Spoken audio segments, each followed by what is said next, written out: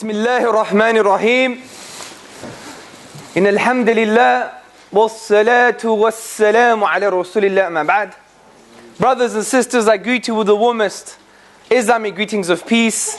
Assalamu alaikum wa rahmatullahi wa barakatuh. For those who don't know any Arabic, that basically means may the peace and blessings of God be upon every single one of you. Even if you don't believe God exists, even if you don't believe Allah exists, and there are people in this room who don't care, who have suspended those questions, or don't even believe in the deity of the divine. They don't believe, full stop, period. I don't want to know. But even if you don't believe, you must all thank Allah. Why am I saying this? Hamza Tzortzis is crazy. That's true, that's a different topic. Why is Hamza Tzortzis saying, even if you don't believe in the divine, you must thank the divine? Even if you don't believe in Allah, you must thank Allah. Why am I saying this?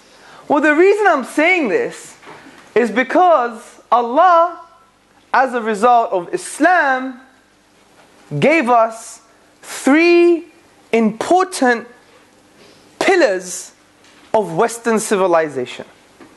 And without them, we wouldn't be a civilization.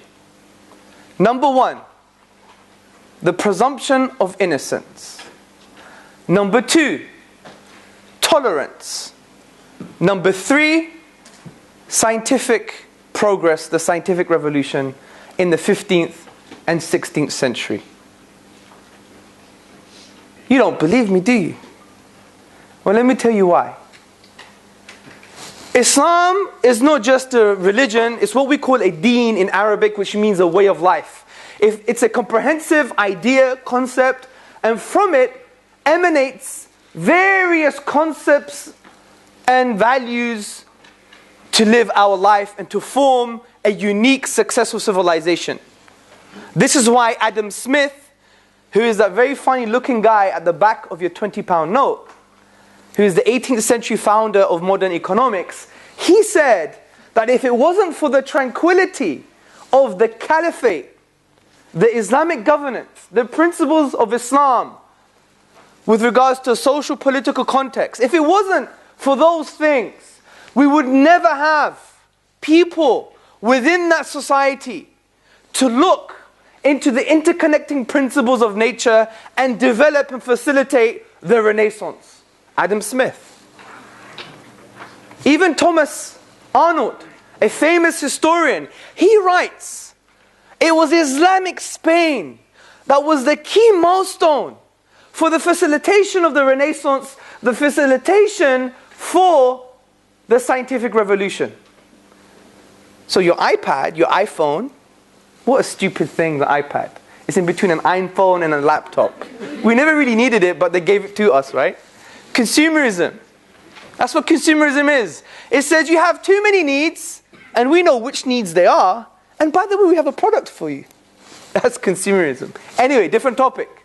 But the point is, brothers, sisters, and friends, Islam facilitated the Renaissance because of Islamic Spain, as per the words of Professor Thomas Arnold. Islamic Spain, when it was taken over by the Christians, particularly Toledo, many of the Western scholars, they traveled to Islamic Spain, or what was Islamic Spain, and what did they find? They found libraries, they found literature, they found analytic material, they found scholarship, which resulted from the social political principles that Islam taught its rulers, so they can apply within that environment, so they could produce these works.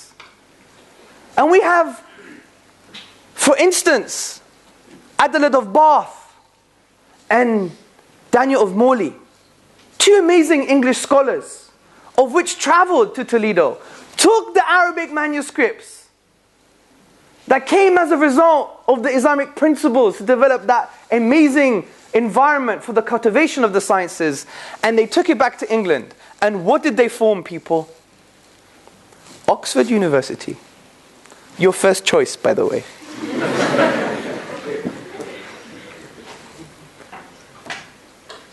And many of Western scholars, they traveled to Islamic Spain to translate these works, and hence it formed the basis for chemistry, for astronomy, for geology, and all these different sciences.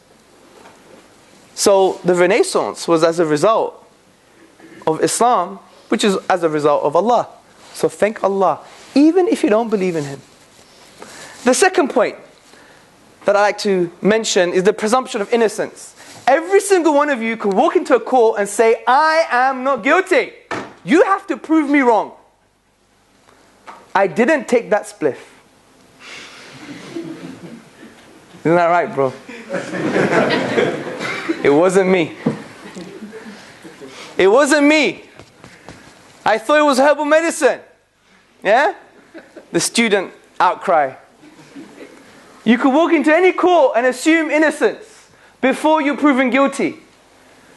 And this was a direct influence from the Islamic tradition. King Louis IX, he is well known to have established the principle of the presumption of innocence. You're innocent before you're proven guilty.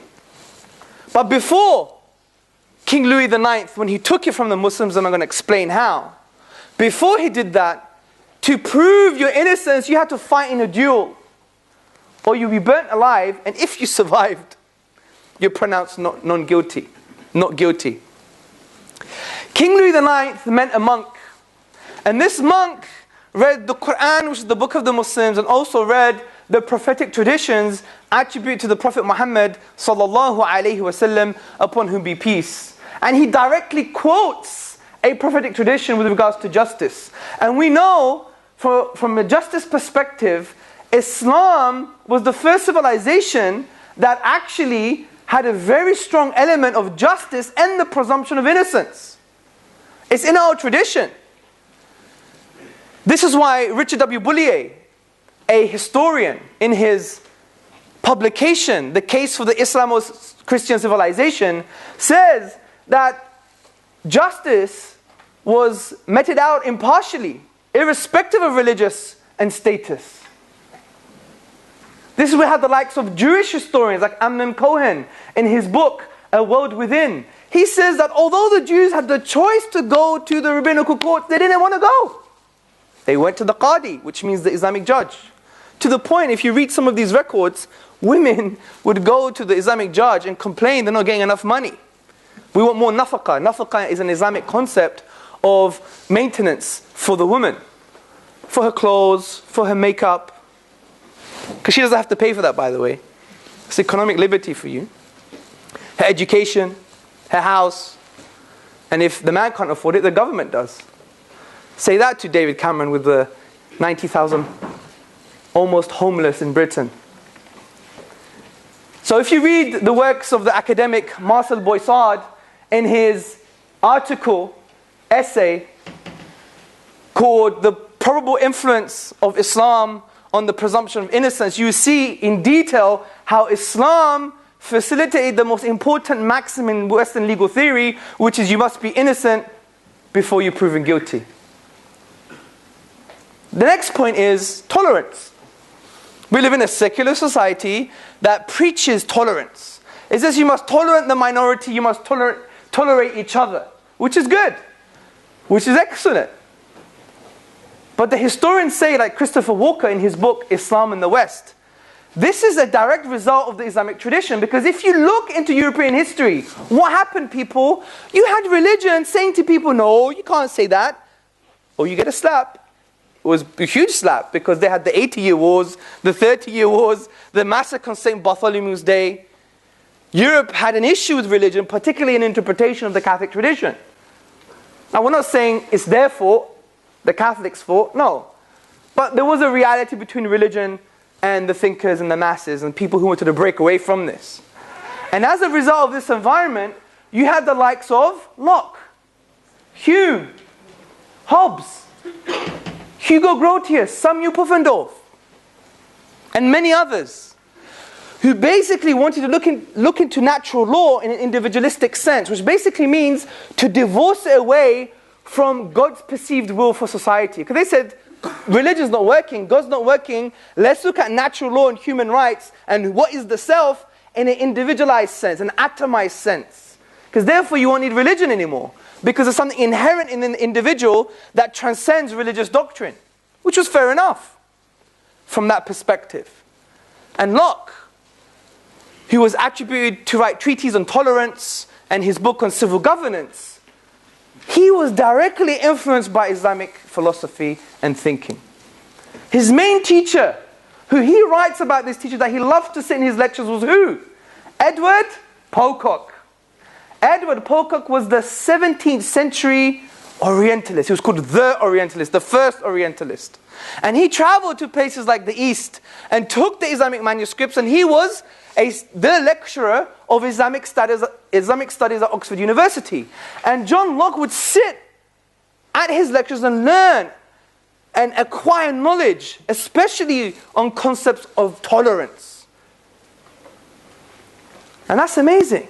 Now, if you read John Locke's work on civil governance, he mentions that leadership is a divine trust, a vicegerency. What does that mean in the Islamic tradition? The khilafah, the sultanate, directly almost taken from Islamic theology. So, I like to mention this because it breaks the ice, has nothing to do with the topic, of course. But the reason I like mentioning this is because everyone's shocked. Islam gave us these things, so Islam is not an enemy anymore. It's not a foe, it's a friend. The Islamic tradition is a friend, not a foe, because it gave us the presumption of innocence. Thank Allah. It gave us tolerance. Thank Allah. It gave us the scientific revolution in the 15th and 16th century, the Renaissance. Thank Allah. So even if you don't believe in Allah, you must thank Him. Right?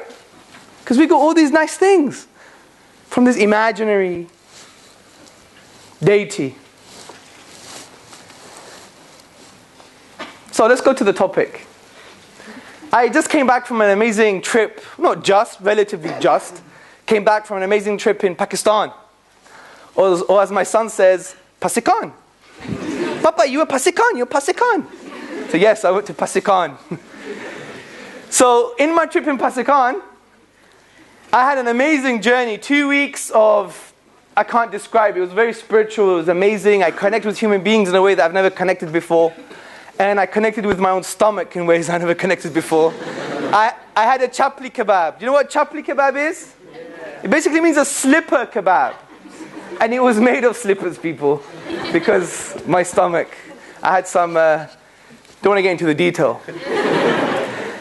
So, the main point I'm trying to say is that as a result, I learned about Pakistani culture, from a philosophical perspective. And they have an amazing man in their history called Dr. Muhammad Iqbal, also known as the poet of the East, Allama Iqbal. Who's heard of him? You probably learn his poems when you're children.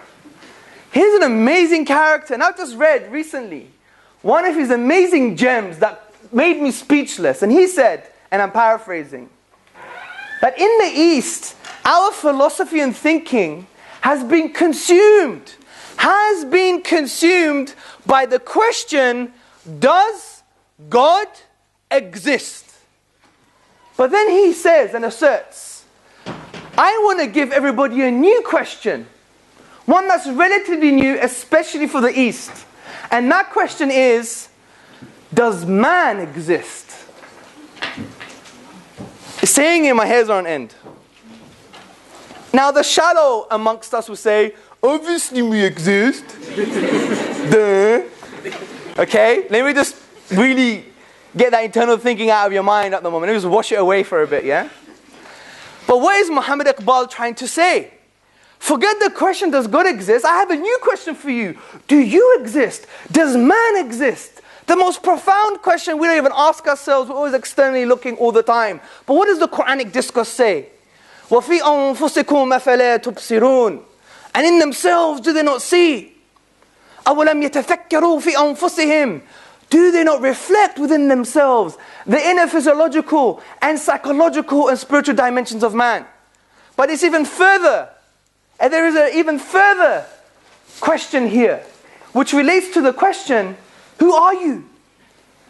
Do you really exist, the sense of self, you? Are you you? Who are you? But these are profound questions. If I ask anyone in this room who you are, how are you going to answer that question? You're going to say, oh, I'm Pakistani or Pasikani. I'm Pakistani. I'm Indian. I'm Greek. That looks Pakistani. I'm a student. I'm a Muslim. I'm a Christian. I'm a human. All these abstract terms that we don't really internalize and we don't know what's going on.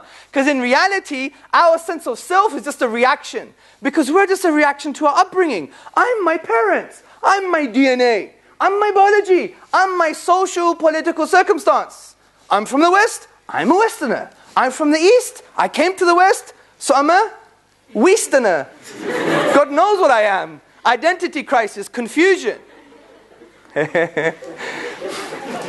So who are you? But these are profound questions, people. Who are you? And it reminds me of a famous American writer that once wrote, being born is like being kidnapped and sold into slavery. Because we're all slaves to these things, people. And you think you're special? You think you're unique? With the quiff on the left? Come on, man. Are we unique? Surely some people say we just matter, right? And if we just matter, then it doesn't really matter. Does it matter the universe existed? Does it really matter if it didn't exist or it exists? We're going to become worm buffet anyway one day, right? Who cares? Does it make any difference? What is this sentimentalism going on here? Why are you being so sentimental for? You're just a rearrangement of molecules. That's it. Who cares? Why attribute anything profound to yourself like morality or good and bad? It makes no difference. When there's a killing in Iraq, it's not an innocent person dying. It's just a rearrangement of molecules. So we're just a slave to these things, aren't we, people? We're just a slave, aren't we? But you don't like to think like that, do you? You're going to be a slave to these material, blind, deterministic processes? That I'm just a reaction to my society? To my upbringing? To my DNA? To social biological context?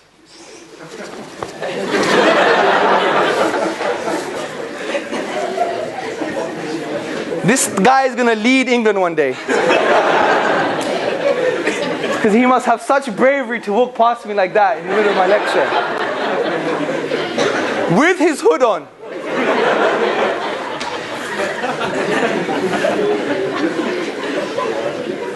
So, are we just a reaction to these things, people? But I know you don't want to think like that, and I believe you. Because I don't believe I'm a reaction to these things. But how are we going to free ourselves from these things, people? How do we free ourselves from these things? Because we're always slaves. Your whole concept of freedom, there's probably a secular society in this campus, or a liberal society, what God knows what. And freedom is such a divine thing for them. It's like gospel truth. You must be free, liberty, freedom of speech. I'm free to do what I want, as long as it doesn't harm anyone. These concepts are very religious these days. But they're just bakwas. From the Pakistani perspective. Bak means like chit-chatter, right? But it's true. It's just, philosophically they have no basis. Don't get me wrong, I like these principles, the Islamic principles, especially freedom of speech, which I'm so misquoted about. That freedom of speech or liberty to express yourself actually came from the 9th century in the Islamic tradition. Many people attribute liberty to express yourself from the Islamic tradition, so it's part of our heritage. But philosophically, from an absolutist perspective, we're all slaves. And there's 3 types of slavery in the Islamic tradition. Slave to the lower self, to your desires, to the nafs, to the ego. Slave to social processes, as the Quran says. Are you going to follow your forefathers, even if they were based on falsehood? Very existential question. You're just going to react to them? Who are you? Or you're a slave to God. And by being a true servant to the divine, you free yourself from these things. So in our pursuit of happiness and our pursuit for freedom, the light at the end of the tunnel is the divine from this perspective. And I challenge anybody from an existential point of view, what it means to exist, if they could challenge this process. You're either slave to yourself, to others, or to the divine. So I think Muhammad Iqbal had a very good point. But let's get straight to the topic. Does God exist? I think it's good to speak about these things in the beginning because it just breaks the ice. It shows that religion or Islam or Allah is not a concept that has not benefited mankind. And also, it makes us think within ourselves, so we know that this topic is not just an abstract philosophical discussion because I'm not into intellectual gymnastics, okay? Or any other type of gymnastics, obviously, yeah? 110 kilos, we're a bit hard doing all those rope things, yeah? Whatever they do, yeah? So, does God exist?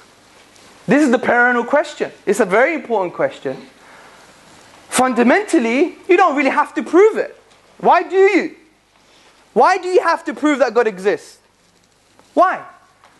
From the Islamic tradition, there's an argument that we believe this is innate, which means fitrah. The fitrah is a concept from our tradition, from the Quran and the prophetic tradition, that gives us this axiom. It's a universal premise that we take, that we build our whole worldview. God exists, there is no argument. And this is what you call in philosophy as a properly basic belief. A belief that is required to shape all other beliefs. Just like in scientism, which asserts that everything must be verified or proven scientifically to be true. And the basis for that is based on faith. But you didn't know that. Does the real world exist? Does it exist? Does it exist? Of course. Prove it. Can't prove it. Because you're a clever guy. You know you can't prove the real world exists. How can you? Because then I could claim, well, maybe your brain is on Mars and there's 2 probes in there, and that alien is making you think the way you think. The Matrix. I know Kung Fu. That's when you need the weed, bro, at that time. What a crazy film. Not that I advocate using weed, of course. So the point is, from this basic perspective, it's a properly basic belief. I don't need to prove it. You can't prove the basis of your knowledge. Why should I prove the basis of mine? But I'm going to show you some evidence anyway. But I like to start this way because it creates an interesting paradigm. Because people always think that the religious people have to be on the back foot. We have all the proving to do. Well, you prove your basis of your perspective. Everything needs an axiom. Everything requires a universal principle that you can't prove, but you require to build the rest of your worldview. That's philosophy for you. But Richard Dawkins doesn't want you to think philosophically. I was in Ireland a few months ago, well actually last year, and I attended the World Atheist Convention. And someone asked him a question, Richard Dawkins, and said, "Professor, shall I study the philosophy of science?" And he said, "No, just do the science." Then I asked him a question, I interviewed him and said, "Richard Dawkins, thank you very much for your presentation. I would like to ask you a question. Why did you tell people not to study the philosophy of science?" He didn't really reply. And I think I know why, because as a result of reading something small about the philosophy of science, you see that it's not the gospel truth anymore. Because Richard Dawkins advocates a particular view on science. His epistemological thesis, which basically means his view on how we can attain knowledge, is the following. You must prove everything scientifically. Everything that you must believe in must be proven scientifically. Well, let's analyze that. The statement itself is self-annihilating, self-defeating. Because the statement, everything that you need to believe in must be proven scientifically, can't be proven scientifically. So it kills itself from the onset. It shoots itself in the foot. Bang! Also, scientism requires logically necessary truths like mathematics. 1 + 1 is equal to 2. These are logically necessary that don't require affirmation in the empirical world. And scientism requires mathematics and logically necessary truths before you can even have science in the first place. To argue the other way around is like shooting yourself in the foot, or rather, a dog trying to catch his tail. So scientism has a limited scope, people. It's not the only way to knowledge. Don't let people, the white coats, the new religion I call them, the white coats. And they're not all like that, only the very extreme. But don't let the new white coats blind your mind and stop your conceptual thinking this is the only way to truth. Because it's not true even philosophically. Also, scientism can't prove morality. Although there has been an attempt by one of the four horsemen, the atheist, Sam Harris, in his book, The Moral Landscape. And he said, science can prove morality. And we call it well-being. And he calls it the peaks and the troughs of well-being. And on the peaks, you have people who have well-being. And on the troughs, you have people who don't have any well-being. And there you go, science can prove morality. Well, he's done a big mistake, which he mentions as well at the end of his book. That he's conflating well-being with morality. Because someone who has well-being can also be immoral, like a thief or a pedophile. So his philosophy breaks down. Also, on a more humorous level, it doesn't work practically. Imagine going to your wife, imagine she's Pakistani, you've learned some Urdu, and you say to her, Meri Jaan, my life, Sonu, my darling, yeah? I love you. And she gives you a slap. Wake up, beta. There's only chemicals in your brain, yaar. Yeah? Imagine that. Imagine if we reduce everything and we're trying to verify it from a scientism perspective. It doesn't make sense. It's a sentimentalism. Why add these things? You're just being sentimental. Grow up. You're just A plus B, therefore C. Get lost. That's why Nietzsche, he was, for me, a very true atheist. I take my hat off for him. I do. I honor him from that perspective because he was honest. Because he knew the logical consequence of not having the divine. Read his works, they're fascinating. So, scientism. We've discussed that. Now let's go to the argument for the existence of God. One of the biggest questions in Western and Eastern philosophies, does God exist? For example, a question referring to this from the British philosopher Derek Parfit, he said, we should ask the question, why does something exist rather than nothing? Also, you had the German polymath Leibniz. He said, the first question that must be asked and answered is, why does something exist rather than nothing? Why are we here? What is the structure of the universe? How did it become to be? Why? And these are profound questions. Typically, in response to this, atheists have asserted, especially Bertrand Russell, in a radio program in the 1960s, he's almost like the godfather of modern atheism, from a philosophical perspective. He said, the universe is a brute fact. It's just there. It's just there, people. It's a brute fact. Didn't begin, won't end, it's just this, in your face. So don't even think about it. He even added, to think about it will get you depressed. Just live your life in this self-delusional way. Now, if we reflect upon this conclusion, I would argue that it is irrational. Why? Because if the universe never had a beginning and never had an end, it implies that the past is infinite. Think about it. If there is no beginning, no end, it implies the past is infinite. That the universe has an infinite history of past events. Think about this carefully. The universe has an infinite history of past events. But I want to ask you a question. Can the infinite exist in the real world? Can it exist? Well, it exists in mathematics, based on axioms and conventions. It may exist because we think the divine is an infinite, but that type of infinite is the qualitative infinite, not the infinite of discrete parts.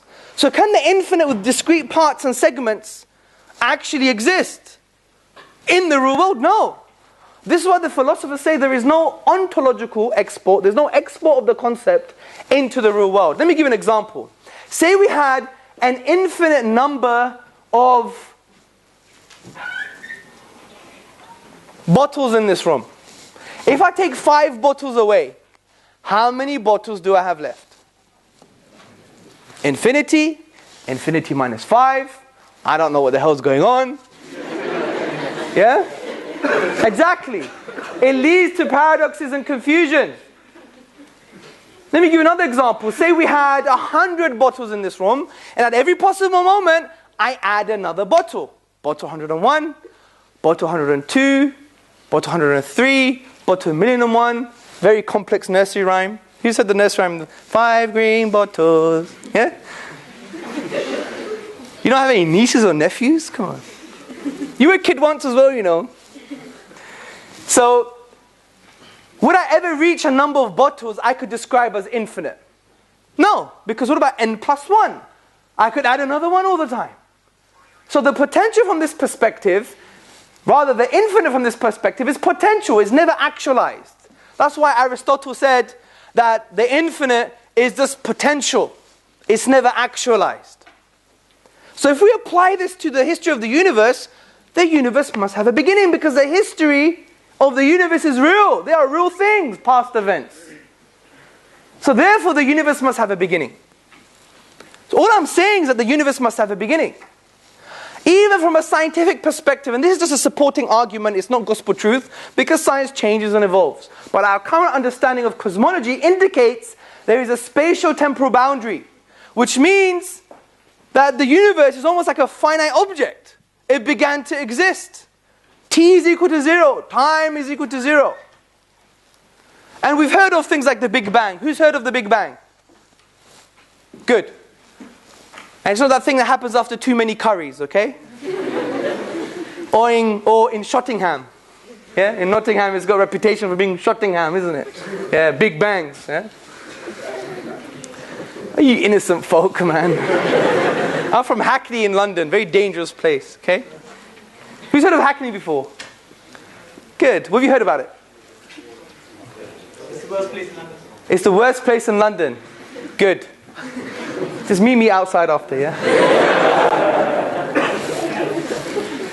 So, the Big Bang Theory, or its various interpretations such as the oscillating model, the quantum fluctuation model, and others. I don't want to baffle you with technicalities here.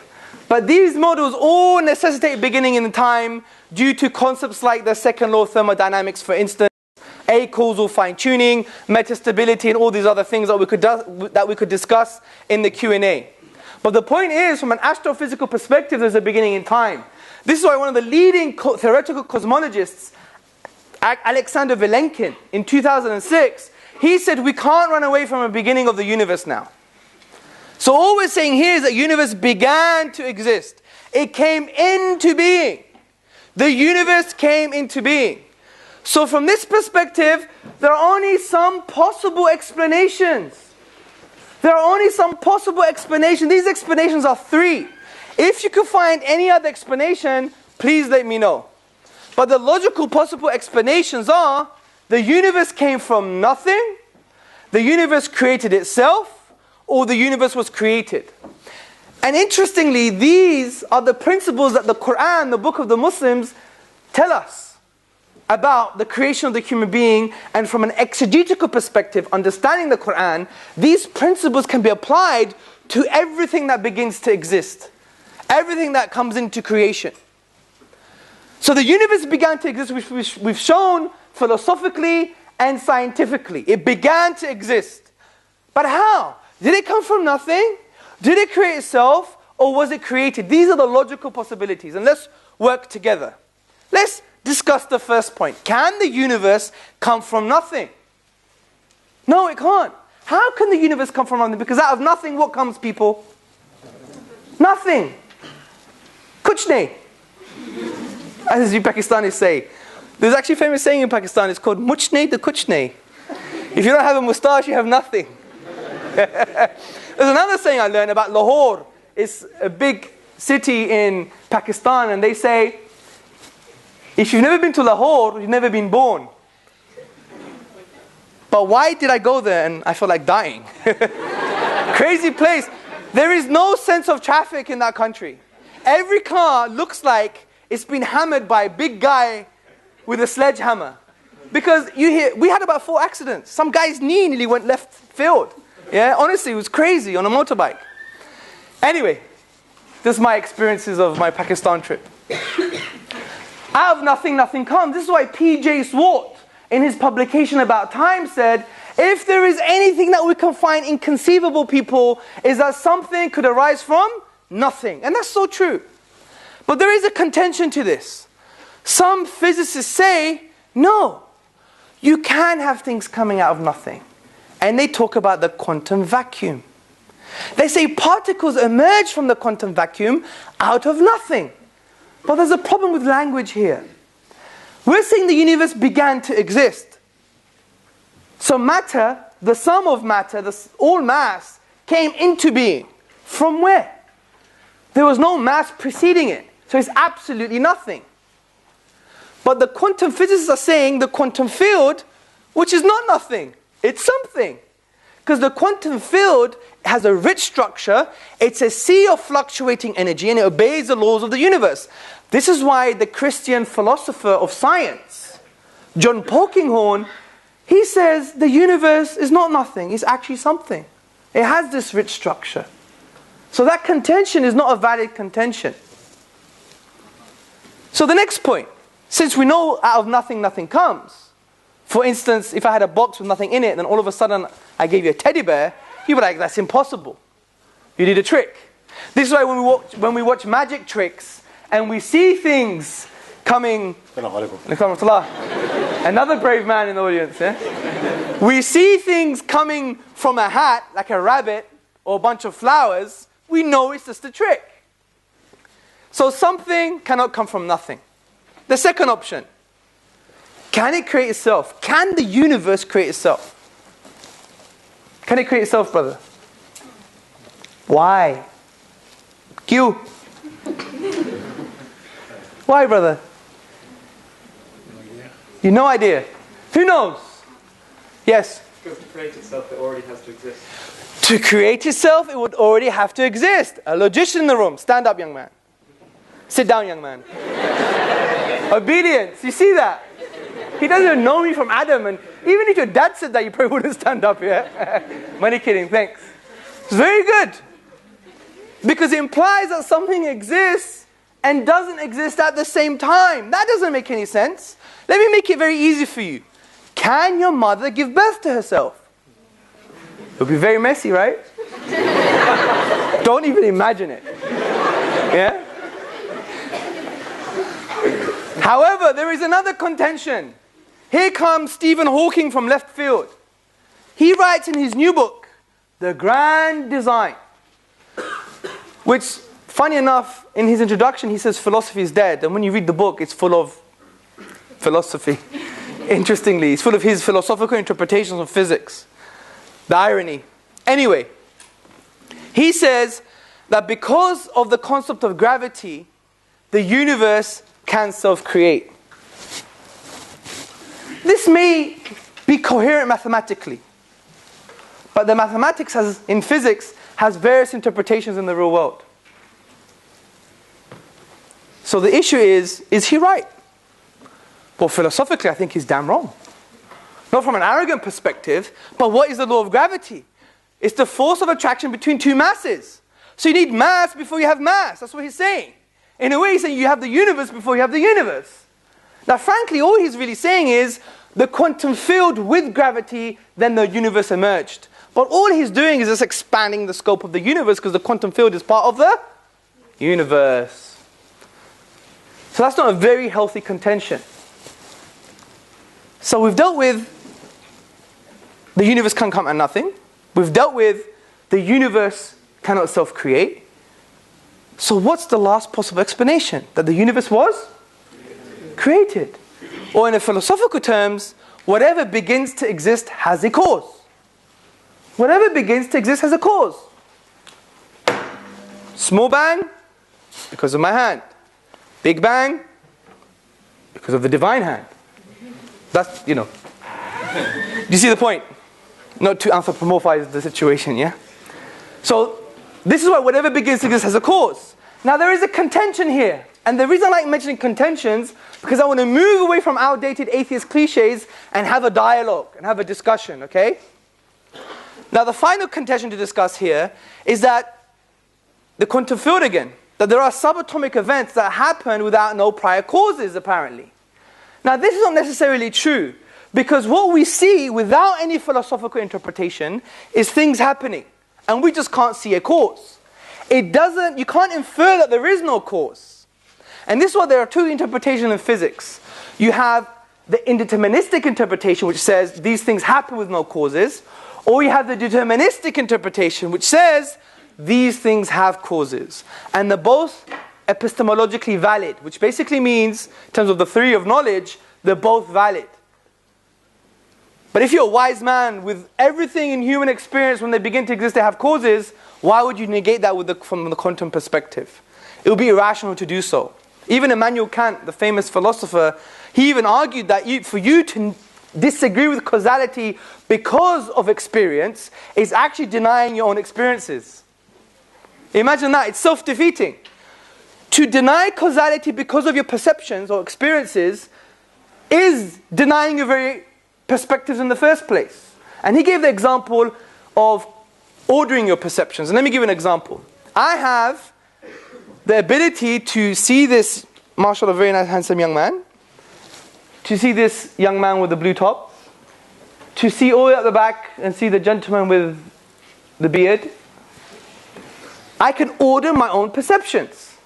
But if someone ran across this auditorium, I can only see his front before I see his back. And Immanuel Kant said that the reason that we know when we can order our own perceptions or not is because of the innate concept of causality. So to even attempt to say experience denies causality is equivalent of denying your experience in the first place. So you're nowhere. So we have a cause, people. We have a cause for the whole universe, which we could have mentioned very easily in 5 seconds. But we wanted to work through it, talk about reality. Do you know why? Because another atheist contention is God of the gaps. You don't know what's going on in the universe, so you just squeeze God in there as an explanation. But I think my discussion has shown it's not God of the gaps. Because we've worked with reality and had a discussion with using rational thinking, logic, and astrophysical evidence. So we know there is a cause. But what is the nature of this cause? Well, upon conceptual analysis, which basically means thinking deeply about this cause, thinking hard, being a critical thinker, what can we conclude? Well, if this cause created the physical universe, it must be aphysical. As the Quran says, لَيْسَ كَمِثْلِهِ شَيْءٍ. There is nothing like unto him. He is transcendent, outside of the universe. لَيْسَ كَمِثْلِهِ شَيْءٍ. Why? Because if he was just physical causes, then we'd have the absurdity of the infinite regress. Because if the physical universe was as a result of a physical cause, and then that physical cause was as a result of a physical cause, and that physical cause was as a result of a physical cause, and that physical cause was as a result of a physical cause, will we ever have the universe? No. Let me give an example. Say I want to give this gentleman who is tightening his bottle a big kiss on the forehead. Yeah? But before I do that, I have to ask permission from the very jealous brother on the right. And then he has to ask permission. And then the other brother has to ask permission. If that goes on forever, am I going to give him a smooch? No, sorry, unfortunately, bro. Yeah, you see, I won't kiss him, right? And this is why it necessitates that this cause is aphysical, which also means then therefore eternal, because of the absurdity of the infinite regress. Not the infinity itself, but the infinite regress. Also, this cause must be intelligent, because it created the universe, and the universe has laws. Physical laws within the universe, like gravity. Who's going to deny that, people? No one. And it also has fine-tuning and constants, like the gravitational constant, and other constants. So lawgiver implies someone who has intelligence. Finally, this cause must have a will, must be able to choose. Why? Because if it's eternal, and it brought into existence the universe. Think about this, people. If this cause is eternal, and it brought into existence the universe which is finite, it must have chosen the universe to come into existence. Because physical causes always exist with their effect. Like 100 degrees and boiling water. It's 100 degrees and all of a sudden it's boiling water. But since we've established this cause is eternal and the effect is finite, must have chosen the universe to come into existence. So what have we done? We've just explained what the Quran explained 1400 years ago in the 112th chapter. أعوذ بالله من الشيطان الرجيم بسم الله الرحمن الرحيم قل هو الله أحد الله الصمد لم يلد ولم يولد ولم يكن له كفوا أحد. Say, He is God. He is uniquely one. He is eternal. He begets not, nor was He begotten. There is nothing like unto Him. He is divine. He is eternal. He has a will, which is implied in this verse, in this chapter. And also, He is intelligent, which is also implied in this chapter. So look what we've done. Just by using basic logic, using our minds, universe began to exist. Yeah, it came from nothing. It created itself, or it was created. Then thinking a little bit deeply about some of the basic attributes of this creator, you come to the conclusion that we have good reasons to believe that the divine exists. Simple, right? Wasn't that hard, was it? We could just summarize it again. We could do it in a few seconds. Universe began to exist. Did it come from nothing? No. Did it create itself? No. Must have been created. There you go. The biggest question of humanity has been solved in a few seconds. But that's what Muslims believe. It's such an innate concept. You don't have to do all this philosophy and gymnastics. I do this purposely because, I don't know, you're students. You like hearing people who think they know something, yeah? Or for the people who really want to have more deep thought about this perspective. But in reality, it's so intuitive, it's so real, it's slapping you in the face. Now, I don't want to be an abstract philosopher and have intellectual gymnastics. I want to give you one more argument in the final 10 minutes on why I believe God exists based upon the miraculous nature of the Quranic discourse. How can a book prove the divine? Well, the book can prove the divine from this perspective is because we can't find naturalistic explanation for the Quranic discourse. Impossible. We can't find a logical, natural explanation for the emergence of this book. And let me start by giving you a note, an understanding about the Quran. The Quran, according to Eastern and Western scholarship, has been described as an intrusive text. It wants to engage and impose itself on the inner dimensions of man, with his aqliyah, his aql, his intellect, with his nafsiyah, with his internal disposition. It wants to impose itself, yes, this book, but in a positive way, people. And the way it does it in a positive way is by asking you profound questions. Asking you profound questions about man, life, and the universe. أَفَلَا يَنْظُرُونَ إِلَى الْإِبِلِ كَيْفَ خُلِقَتْ. Have you not seen the camel and how it was created? And as I mentioned before, وَفِي أَنفُسِكُمْ أَفَلَا تُبْصِرُونَ. And in themselves do they not see? وَكَذَلِكَ نُفَصِّلُ الْآيَاتِ لِقَوْمٍ يَتَفَكَّرُونَ. And thus do we explain our signs and evidences in detail for those who reflect. For those who reflect, people, the word يَتَفَكَّرُونَ for those who reflect comes from the Arabic triliteral stem fa-ka-ra, which means in the classical dictionaries that the thing that you're reflecting upon, you must inquire deeply about the implications of that thing. The Quran makes mankind to think because we've been deluded with our immersive environments, with the iPhone, with alcohol, with TV, with drugs, with excessive entertainment. I'm not saying these things are bad. Well, the drugs maybe, unless it's for medicine. All these things have blinded us from the questions that we must ask ourselves. Who are we? Why are we? Whose are we? These are important questions that we just forget about. Just live your life, mate. That's what we say, don't we? Have a conversation with the typical cab driver in London. Oh, it's all bull. Anyway, yeah, beep, yeah. It's all bull crap, innit? Just live your life, mate. You want a pint? I'm not belittling him, but we all suffer from this. Xbox, immersive environment, I remember when I used to play Cossacks. Who's played Cossacks on PC before? Someone must have played. I love you, man. I'm telling you, me and you have a connection that no one else has now. Honestly. I would play that game, and I used to work for the police IT organization, but it's been disbanded now. It was a government organization. I was a project manager, and one of the senior police officers said, we play this game to develop our strategic thinking. So I bought it, and I start at 10 in the morning, and then I see my watch. It's 7 o'clock at night. Have you had that before? You're just on that game for hours? It's an amazing game. You take over everything. I always used to choose was it the Ottomans? Or no, the Algerians, right? You know, being a Muslim army and everything, yeah? Take over the world, yeah? You had all these tanks, and not tanks, you had these like medieval guns, and it was really funny. Anyway, but the point is, it was an immersive environment. It stops you thinking these critical questions. And this is why psychologists have a term called self-annihilationism, which means you self-annihilate, you self-destroy, which basically essentially means you don't like your sense of self, so you always have something to drink. You always have some drugs. Don't get me wrong, I'm not condemning or actually, I'm not saying there's something intrinsically wrong about people who may have a pint now and then or may do whatever the things they want to do. But the point is, when these things are excessive, it's self-annihilationism. Even music itself has that power.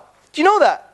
I was discussing this today with a gentleman, and I said, look, if you don't believe music has power, then dance with no music. Yeah? You could only act like a fool when you have music, right? Press pause on one of the YouTube clips when people are dancing. Don't they look stupid? Don't they look stupid? They do, isn't it? Because only music has that ability. And if you look at sports physiology, when someone has like excessively kind of like violent or aggressive or passionate or motivational music, they always do better. So it can alter your state. Imagine if it's things like, I'm going to kill you, rape you, you know, those kind of crazy music. And that's what they did with the Marines, didn't they?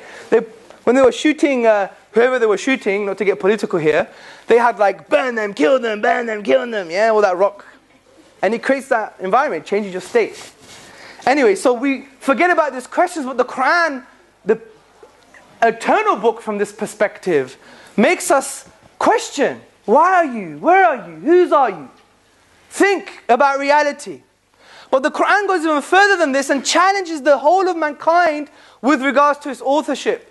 As it says in the second chapter, in the 23rd verse, وَإِن كُنْتُمْ فِي رَيْبٍ مِّمَّا نَزَلْنَا عَلَىٰ عَبْدِنَا فَأْتُوا بِسُورَةٍ مِّن مِّثْلِهِ وَادْعُوا شُهَدَاءَكُم مِّن دُونِ اللَّهِ إِن كُنتُمْ صَادِقِينَ.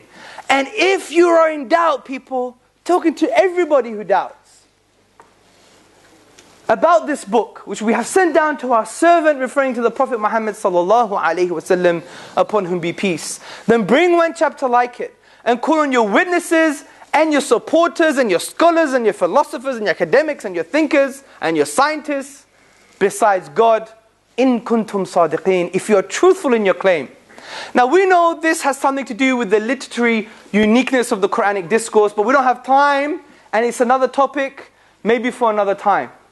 But let me just give you some interesting features of the Quranic discourse, which is not part of this discussion, but just to open your mind, to give you the window of opportunity to analyze and critically analyze this book. The Quran has an amazing numerical consonance, which basically means it has numerical coherence. This book was revealed over a 23-year period for specific times and places. One book. And this book was compiled together to have a coherence, a literary and numerical coherence in each chapter. Let me give an example. The term 7 heavens is mentioned 7 times in the Quran. The term dunya, the world, and akhirah, the hereafter, are mentioned the same times. Surah Baqarah, the second chapter of the Quran, is 286 verses and was revealed over a 9-year period for specific times and places, but brought together as a coherent piece. It's literally coherent from the perspective, if you read the book Discovering the Quran, A Contemporary Approach to a Veiled Text, Professor Neil Robertson, he goes verse by verse of the second chapter and links every verse rationally. Even if they're different themes, he links them together. It's a rationally coherent literary piece, although revealed over a 9-year period for different times and places. What does it say about the author? Must have knew the future. But from a numerical perspective, cut the chapter in half. Wow! Yeah? And you have the 143rd verse.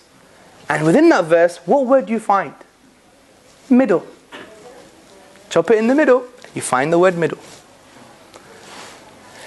In the 3rd chapter, the Quran mentions the likeness of Jesus in the sight of God, Allah, is like the likeness of Adam.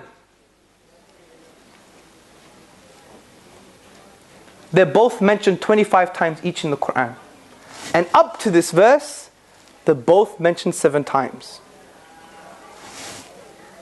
Let me not make an inference for you, but if it was revealed over a 23-year period for specific times and places and has this numerical coherence, that should make you think. Also, the Quranic discourse, as I just mentioned before, is a literary unique piece. The Quranic discourse, although it has aesthetic reception, it's amazing, but I don't want to talk about that because it can be seen as subjective. But the structural features of the Arabic in the Quranic discourse de-scope the Arabic language. Because in the Arabic tradition, when you express yourself, you could always just express yourself in prose or poetry. And prose has 2 subcategories, generally. These subcategories are saja', rhyme prose, mursal, straightforward speech. Poetry has to be in accordance with 16 rhythmical patterns called the al-bihar. The word bahar coming from the word sea. So it's like the waves on the sea. And these 16 rhythmical patterns make up Arabic poetry. The Quranic discourse doesn't belong to any of these categories.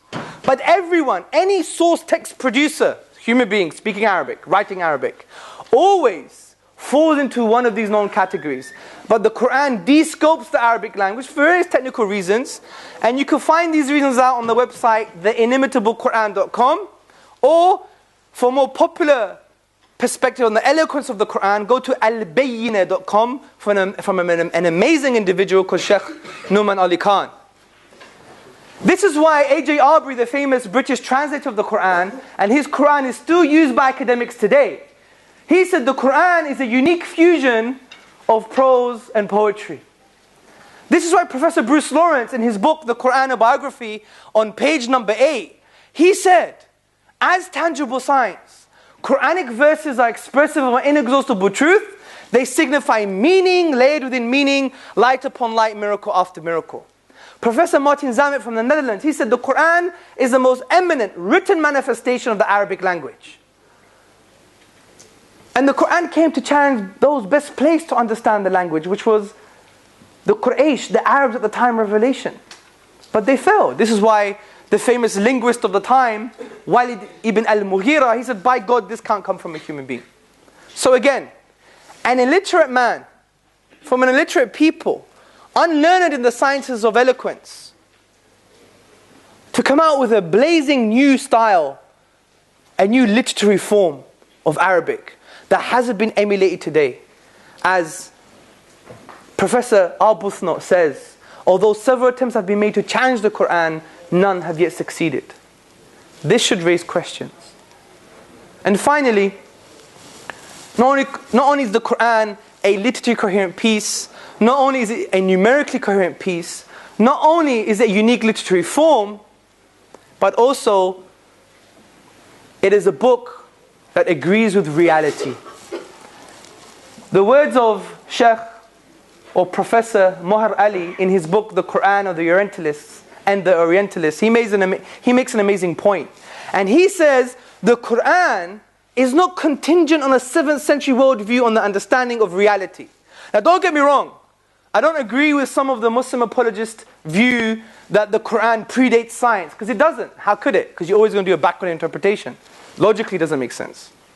I disagree with that fundamentally. And also, it assumes that scientism is the only way, epistemologically, science is the only way to form conclusions about your life, and we've discussed this already. I'm talking about reality here, established fact. Why is the Quran not reflective on 7th century Arabia? It's not a reflection of 7th century Arabia. It actually reflects reality.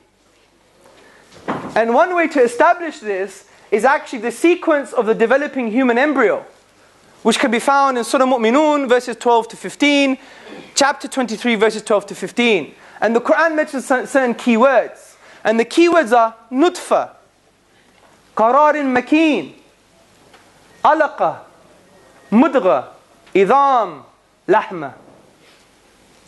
And let me quickly, we don't have much time, and maybe another day, another topic. But the word nutfa from the Arabic perspective is something that is mixed when we refer to other verses, that the nutfa is a mixed substance. And grammatically, it points to the view that it's a single substance made from two other single substances. And we know in the prophetic tradition that the nutfa, which means a drop, liquid, semen, sperm, comes from the mother and the father. And we know from the Quranic perspective, this word nutfa is from the semen. So it's not a synonym for semen. As we see, the Quran says, nutfatin min maniyin. The nutfa, the drop, is from the semen. And also we have another Quranic verse that says, sulala. It's an extract of a fluid. So, which means something particular about this drop that is essential. So this was the first time in human understanding. And the classical scholars had this view. The first time in human understanding when we understood a concept that resembles the sperm that's contained in the liquid called semen. The Western world only had this understanding in the 17th century.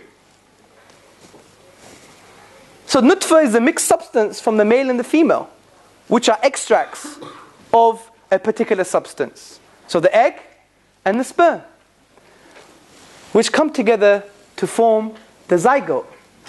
And the zygote then develops further with an outer shell, and you have the blastocyst.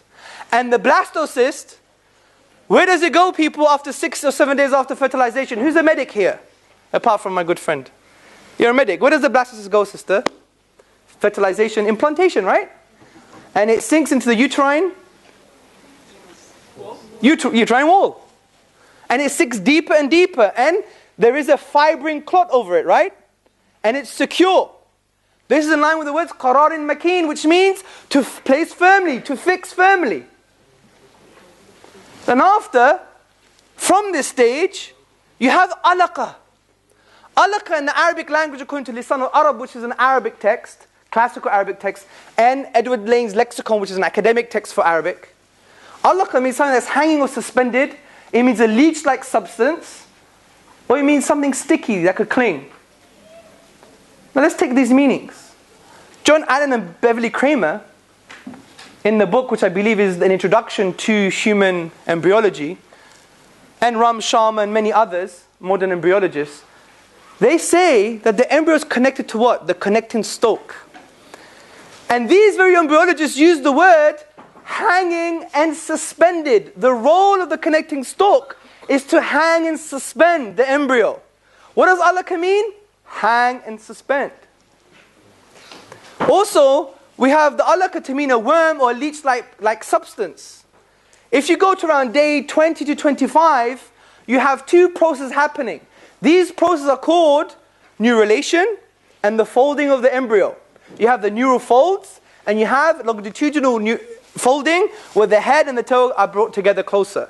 The combination of these two processes makes it look like a leech. The embryologists call it a cylindrical structure, but other embryologists have called it, and hear this, they've said worm, or they've said leech. They've said these things independently. Switch off your phone, or you get a big tar.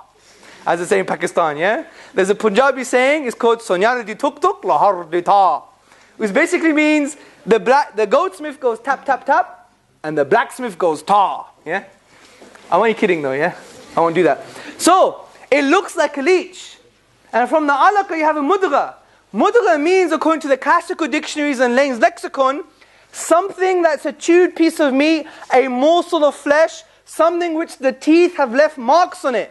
I'm telling you, go to the stage, go to the photos, the scansions, the graphs, when the somite formation, and then they go and travel to the notochord, and they form sclerotomes. What does it look like? Something's bitten something. Yeah? Buy anything. Meat, date, chewing gum, your skin, whatever you want. If you're Tyson, someone else's ear. Yeah? Do you remember Tyson, yeah?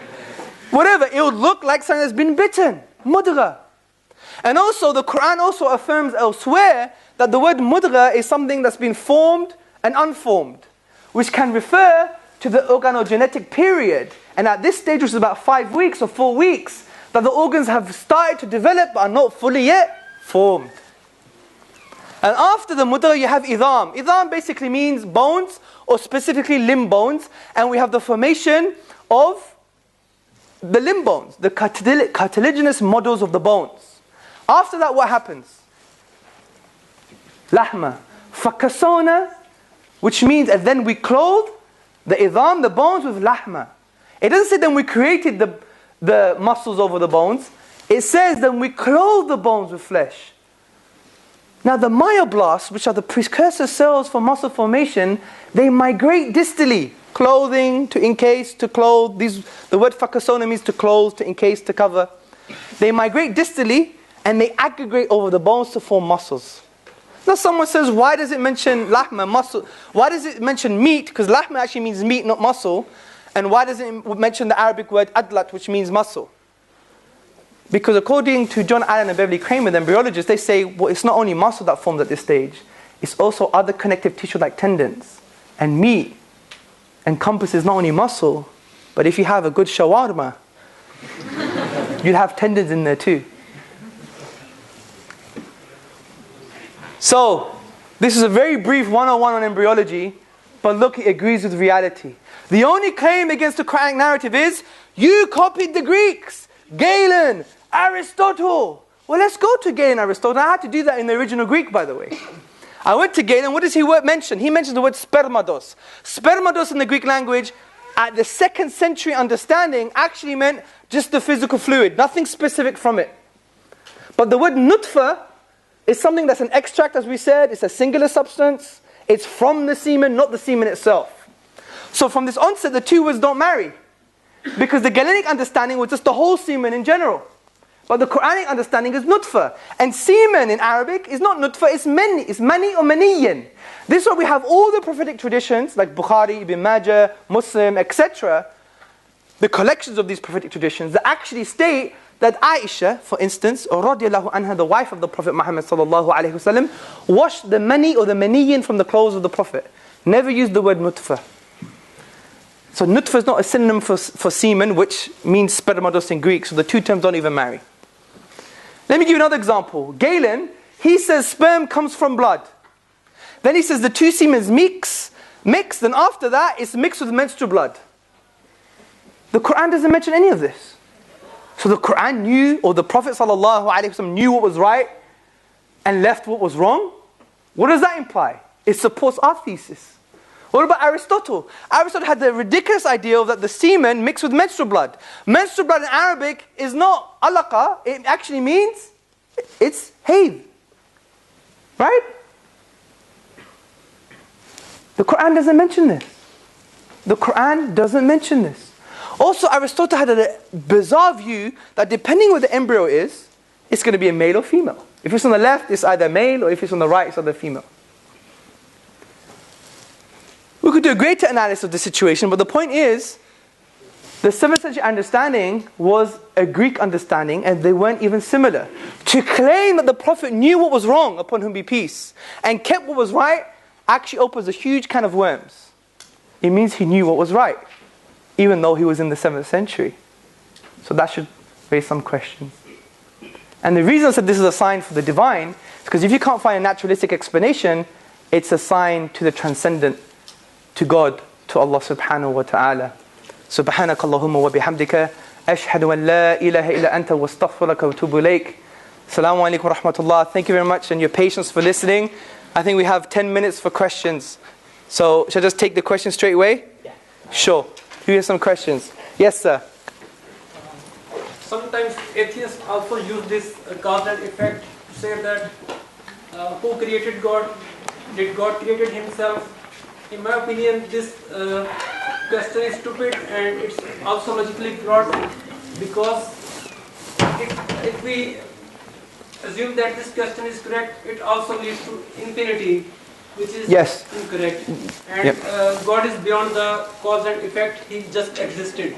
I just want to know your opinion about this. Okay. You may have come late because we mentioned this in the presentation, and we said that could the universe be as a result of something else physical? And we said if that's the case, you have the absurdity of the infinite regress. And I gave some examples of kissing the man on his forehead. If I have to ask permission forever for infinite amount of time, an infinite regress of permissions, I will never end up kissing him. So to even claim to say who created God is equivalent of denying our very existence, because you would never have creation in the first place, something we already mentioned in the presentation. Thank you, brother. Any other questions? Yes, sister. I think you very brilliantly took us through and led us to the conclusion that there must be a creator and that this creator must be eternal, transcendental, and have a will. But how do we use basic principles like that to prove that this God is necessarily good and forgiving and merciful and not just creator that was good and bad? That's a very good question. See, in my humble view, there's two ways of doing this. Ibn Qayyim, rahimahullah, I think he was a 14th century theologian and scholar, he said the whole universe is an interplay of divine attributes. Okay? But you need a sound psychology and mind to actually guess them out. Because if you're really depressed and all you see is depression, it depends what glasses you see in the world. Like if I have yellow glasses, I see the wall as yellow. If you have blue glasses, it's blue. So we're arguing yellow, blue, blue, yellow. And then no one's understanding each other. Just take the glasses off. But if we have a sound disposition, then we can see into the world. When we see beauty, we know God is beautiful. And that's one of his names and attributes. But, however, I think the strongest view is the way to know who God is from this perspective is to go straight to the Quran. Because if you think about it, there's like a knocking on the door, okay? We don't know who's there. He's uninvited, or she's uninvited, or it's uninvited. It's 9 o'clock at night. You're having your hot chocolate. How are you going to find out who it is? Who is it? He or she tells you. So it has to come externally. This is why it's an evidence for external revelation. And what I've just discussed in the end of my presentation alludes to the fact why Muslims humbly believe that the Quran is this revelation. So if you could attribute to the transcendent, you could attribute to the divine, then what it says about itself is necessarily true. For instance, if it says it's all loving, it's all loving. If it says it's merciful, it's all merciful. But also we could see this in reality too. You could break down these names and attributes and actually see the mercy of God. For example, reflect upon the love that your mother has for you. Just reflect on that love. Reflect on the concept of human love. If you believe in the divine, if you believe in the creator created that love. So what does it say about the creator? It's loving. That's why Allah says He's al-wadud, which means the excessively loving. This is why we have the prophetic traditions that say that God loves you more than your mother does. And this is not anthropomorphism. This is saying, do you know the greater love than the love of a mother? No, I don't. So, but God loves you more than that. So I would say it has to be Quranic, it has to be based on revelation as well. And when we do that, then we see the purpose for evil. Then we see the purpose for good. And we see that actually we're not here just to have fun. We're not here to have a boogie and have a nice time.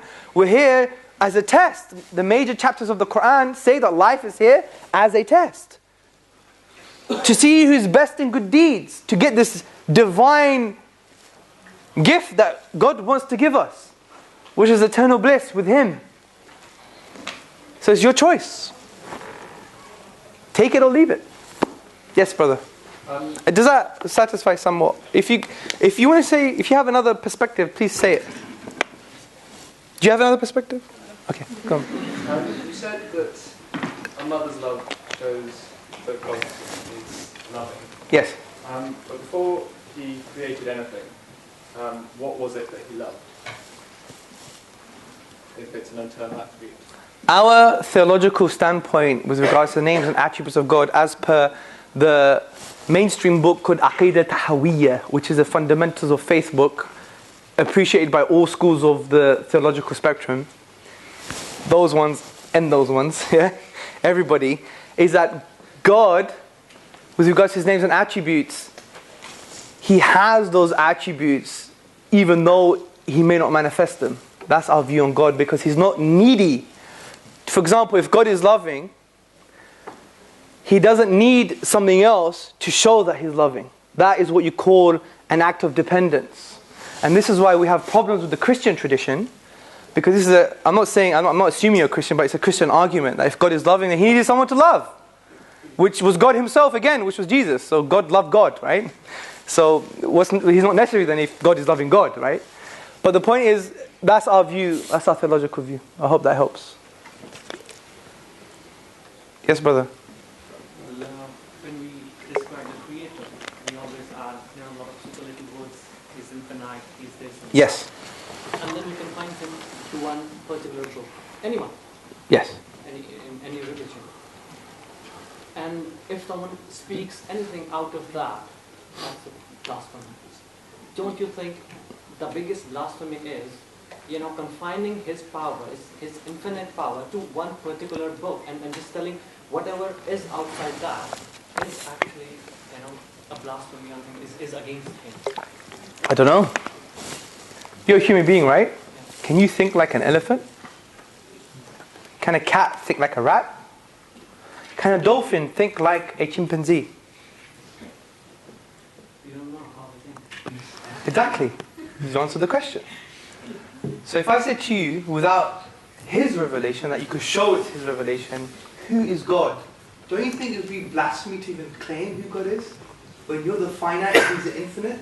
You're the finite mind, he's the infinite mind. The question itself is bizarre. See? Do you get the point? Okay. You're saying, why do we confine God to a book? Yes. And isn't that blasphemous to say anything outside of that book is blasphemy? I'm saying no. I'm saying you're the blasphemous one. I'm not in a rhetorical sense, yeah? Because the example is, we could never think like God or know God's being, right? Because we're finite, he's infinite. We could just maybe have a limited understanding or comprehension.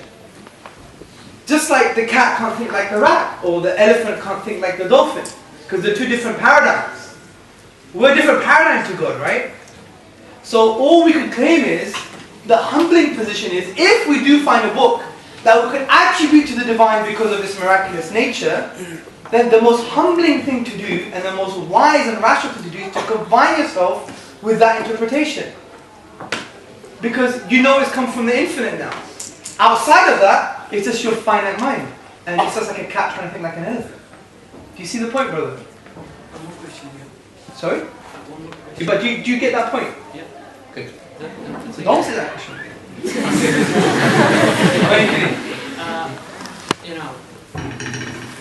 When we say someone is blasphemous or something, who gives punishment for that? Is it God? No. It's the human being. Someone, the religious leader or anyone just Yes. describe and give the punishment for that. Yes. Now, how do they get? How you can justify that?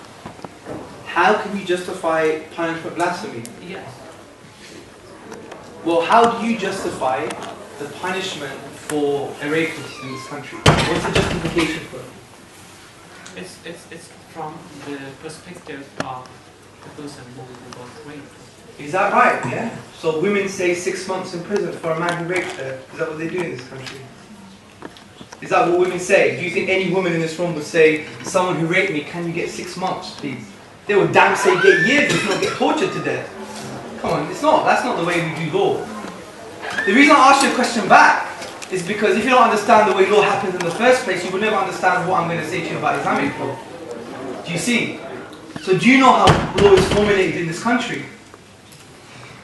Do you know? Okay, should I tell you? Who does law here? Okay, can you explain to the brother how you don't explain? Let me philosophically try and explain.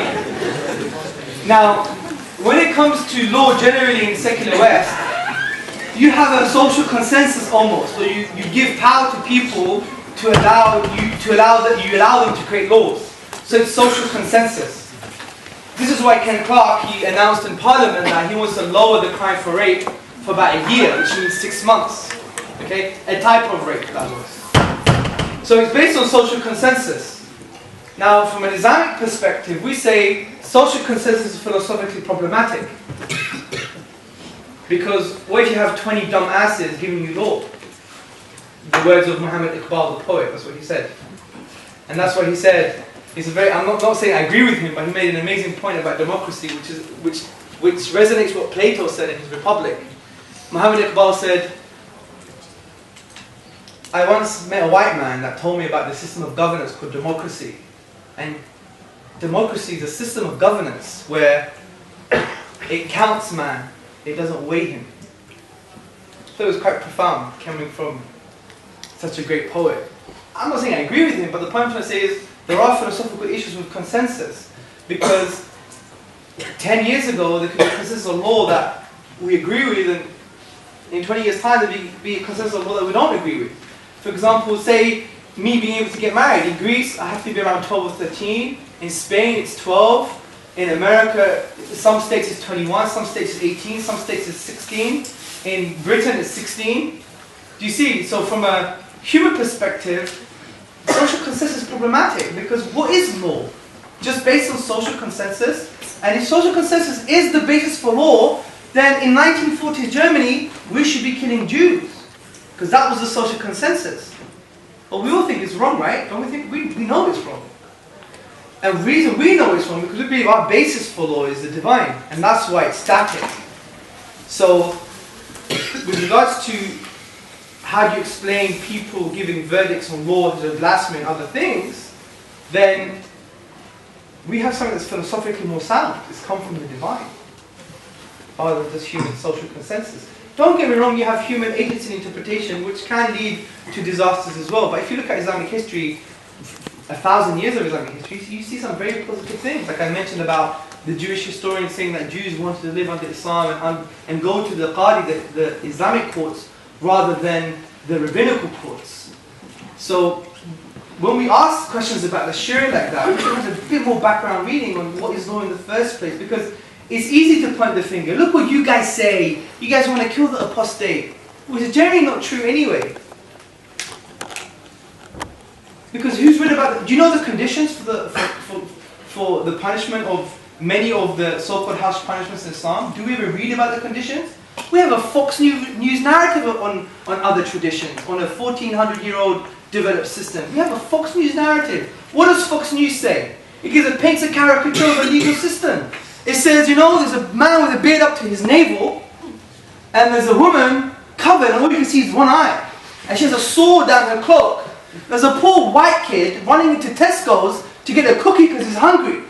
And the guy with the beard trips him up with his beard, and the woman who's covered up uncloaks herself, gets the sword and says, Allahu Akbar, and cuts his hands. That's the caricature of the things that maybe you've been reading, or that we read. And shame on us. Shame on us. Do you know, I've travelled all across Europe and the world, and when I discuss these issues, intellectuals like professors and academics and activists, they come up with the same trash. And you know what I say to them? I'm not going to answer your question. Do you know why? You haven't even been bothered to Google it. Shame on you, because you just hate. What does it say about you as a human being? It means you've come here just to belittle, not to have a nuanced discussion. When I discuss about morality, I go into Mackey, Professor Mackey, the late atheist professor of morality. I read his works. Professor Thompson, Professor Norman. I read them because that's their view. Why would I create a straw man of someone else's tradition? But that's what we do about Islamic law all the time. You guys kill the adultery, you do this, you do that. Yeah, but the point I'm trying to say, I'm not condemning you for that. I know, but to be honest, I don't care for now. Yeah? I have a wider agenda here, obviously, yeah? And my wider agenda is that we as human beings, when we approach any tradition, and even Muslims fail on this. Muslims, right, they will say democracy is crap, rubbish, intellectually backward, and they've never even read anything about democracy. Or they don't even know anything about it. You know, we may say liberalism is the source of social diseases. There might be an outdated cliche like that, whatever the case may be. Have you read John Stuart Mill? Even an A-level book? Or even an article online? No, but we point the finger all the time. But when you point the finger, there's always three fingers pointing back. And that's what I'm saying. The Muslims got it wrong as well, and the other side has got it wrong. The way to demystify it is not to come with any intellectual emotional baggage and then superimpose it on the narrative. We come as a blank canvas, right? I've heard this about you guys. Is that true? Or I haven't bothered to learn. Here I have an A-level basic textbook on Sharia. The reason I get passionate about this is because it's time now, people, especially at your age, for us to act like this. To not use intellectual, emotional baggage or our personal experience and superimpose it on someone else. Because I guarantee you, if I ask a Muslim in this room, atheist, and what do you think? Some of you be like this. Cold, abstract, not spiritual, reductionist. arrogant. I've asked this question before. I did it on Saturday, and I got those answers. And I said, shame on all of you. The Prophet Muhammad, upon whom be peace, when he met someone else, he asked people, don't speak to me about them at all. I want to come as a blank canvas with these people. To really engage with them how they should be engaged with. So no wonder when we talk to atheists or people of other traditions, we never engage with them. You know why? Because we're always talking to the judgment that we have in our mind. We're never talking to the real human being. And we want people to engage with Muslims. Well, let's start engaging with them in that way. Maybe we could enroll them in our behavior. Anyway. Unfortunately, I think we have to finish on that point. How dare you, Tom? How dare you? You didn't let me just come down from that passion. Thanks, bro. Hey, guys, God bless you, okay? Thank you very much for listening.